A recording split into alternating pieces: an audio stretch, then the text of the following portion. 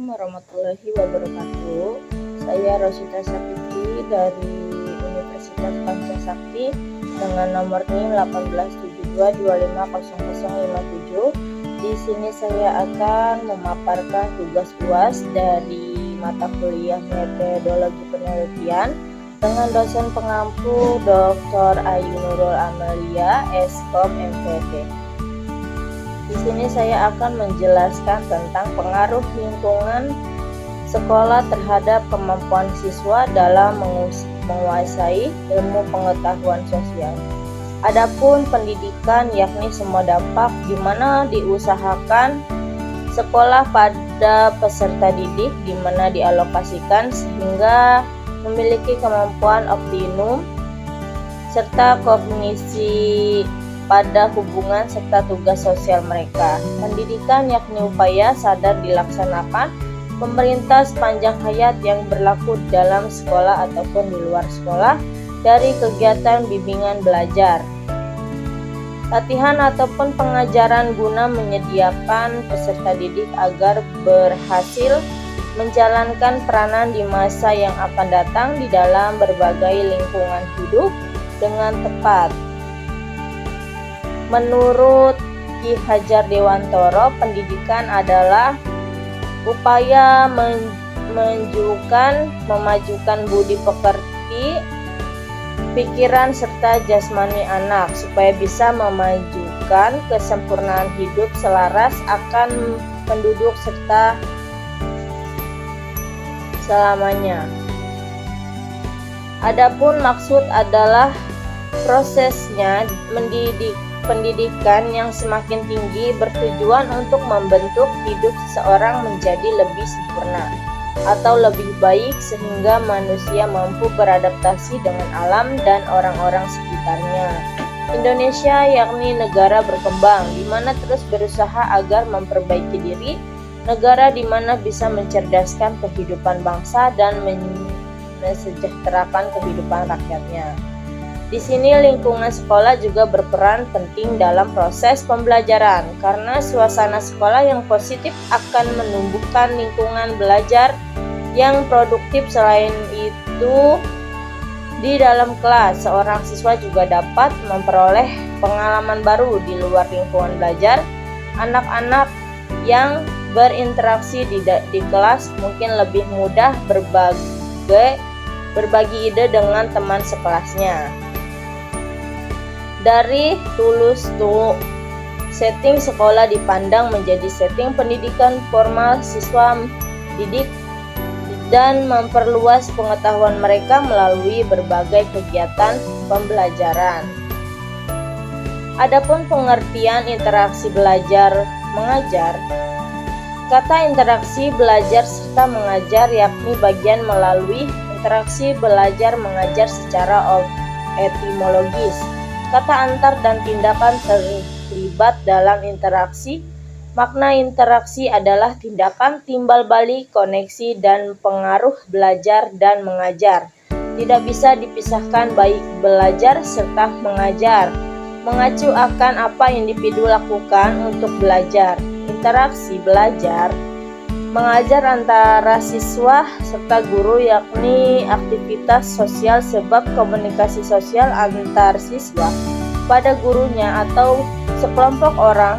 Manusia yakni makhluk sosial di mana manusia di mana satu membutuhkan yang lainnya. Manusia akan selalu membutuhkan bantuan ketika tidak bisa hidup sendiri. Dalam lingkungan terdapat berbagai macam kondisi dan situasi. Manusia akan selalu berhubungan dengan makhluk lain dan diciptakan Tuhan sesuai dengan ketetapan dari Yang Maha Kuasa. Mereka tidak akan bisa hidup bersama jika tidak ada proses interaksi. Untuk lebih memahami interaksi antara manusia, yaitu interaksi dalam hubungan yang melayani tujuan instruksional dan instruktif disebut sebagai interaksi edukatif dan Sardiman AM. Dari Suryono,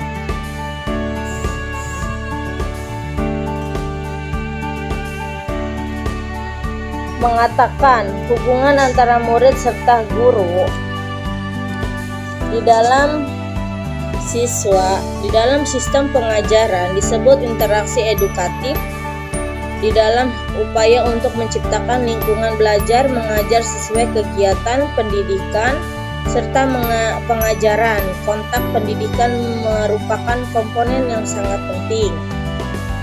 Adapun pengertian kemampuan berpikir kritis, Ngalim Purwanto mengatakan jika berpikir adalah aktivitas manusia yang mengarah pada penemuan yang diarahkan pada tujuan tertentu, manusia berpikir untuk memperoleh pengetahuan atau pemahaman yang diinginkannya.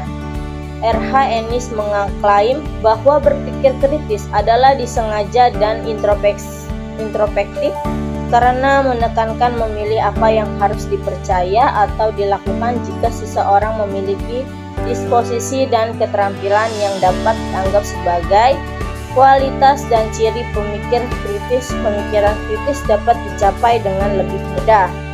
Keterampilan berpikir kritis dijelaskan dalam uraian ini. Yang pertama, memahami dan mengkomunikasikan makna dari berbagai pengalaman, keadaan, fakta, peristiwa, penilaian, konvensi atau tradisi, kepercayaan, aturan, proses atau kriteria disebut sebagai interpretasi. Adapun yang kedua ada hubungan inferensial dimaksudkan serta aktual antar pernyataan. Adapun lokasi penelitian yakni lokasi di mana seseorang peneliti mendapat data untuk penelitian. Penelitian ini akan dijalankan di SMP Marif Ngawi, Jalan Ayani nomor 99. Adapun pendekatan dan jenis penelitian ini mengambil metode kuantitatif. Pada penelitian ini, kemampuan berpikir kritis siswa kelas 8 SMP Marif Ngawi dikaji dalam kaitannya dengan interaksi belajar mengajar dan lingkungan sekolah. Populasi adalah seluruh data yang menjadi perhatian penelitian dalam ruang lingkup waktu yang ditentukan peneliti, sedangkan menurut Ari Kunto, populasi adalah keseluruhan subjek penelitian. Populasi pada penelitian ini adalah seluruh siswa kelas 8 di mana terdapat 2 kelas saja, 8A dan 8B. Di SMP Marif Ngawi tahun ajaran 21-22 sebanyak 60 siswa. Data dan sumber data yakni sekumpulan informasi diperoleh agar mengukur nilai di dalam sebuah variabel ataupun lebih. Para peneliti telah mengumpulkan data yang struktur menurut Burhan. Data kuantitatif yakni informasi di mana bisa diukur ataupun dihitung dengan cara langsung dan dapat dijelaskan dengan menggunakan angka. Dalam penelitian ada 2 data diambil, yaitu data primer, data diperoleh melalui sekolah SMP Marif Ngawi yakni survei lapangan serta pengumpulan data asli dari angket. Adapun yang kedua data sekunder, informasi diambil dari sumber yang sudah diterbitkan seperti buku, e-book, jurnal, situs web, dan tesis yang telah dikumpulkan oleh organisasi pengumpul data dan kemudian disediakan untuk masyarakat umum mengakses informasi daripada penelitian ini. Mengambil data primernya yakni dari data di mana dihasilkan langsung melalui siswanya dari angket ataupun kuesioner. Data dihasilkan peneliti dalam guna agar memahami dampak variabel independen bebas dari interaksi belajar mengajar serta lingkungan sekolah pada independen bebas dari interaksi belajar mengajar. Variabel dependen terikat kemampuan berpikir kritis. Adapun teknik pengumpulan data, metode dan teknologi dipakai penelitian pada pengumpulan data dijelaskan di sini. Pengumpulan data bisa dijalankan pada berbagai konteks dan memakai banyak peralatan. Penelitian senang menggunakan pendekatan kuesioner ini untuk mengumpulkan data karena lebih mudah menghitung dan menyelidiki setiap variabel melalui berbagai pertanyaan yang telah ditetapkan di setiap subbab. Teknik ini melibatkan pemberian pertanyaan kepada responden yang kemudian harus menjawab secara akurat, lengkap tanpa meninggalkan pertanyaan yang tidak terjawab. Uji validitas dan reliabilitas. Uji validitas, peneliti menggunakan uji validitas untuk menilai tingkat validitas instrumen. Semua skor pada setiap item dihubungkan dengan skor total yang diperoleh untuk mengevaluasi validitas setiap item. Dalam penyelidikan ini, momen produk person unik korelasi digunakan untuk menilai keandalan metode ini. Terhitung variabel pada taraf signifikansi 0,005 sehingga instrumen tersebut dinilai valid. Reliabilitas instrumen adalah kapasitas suatu instrumen untuk secara konsisten memberikan hasil yang sama ketika diterapkan pada beberapa hal. Penelitian menggunakan rumus Alpha-Cronbach dalam